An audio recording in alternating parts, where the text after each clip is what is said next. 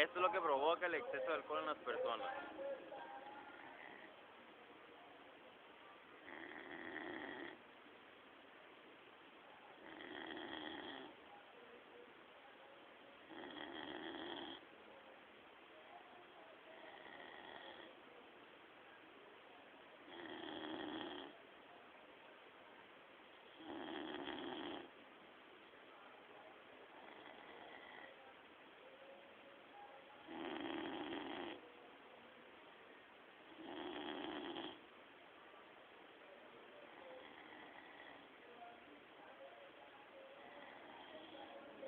Este es mi amigo David después de 3 caguamas y 2 botes.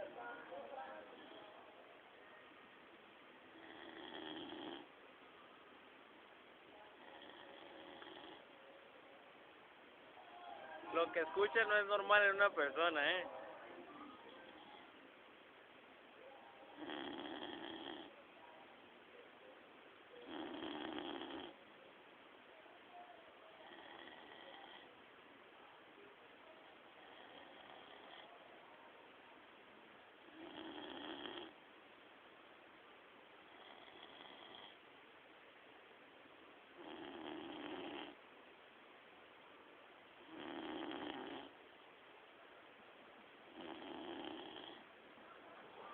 Créanmelo que no se pongan tan pedos como este güey, porque neta que nomás no, neta que guáchenlo.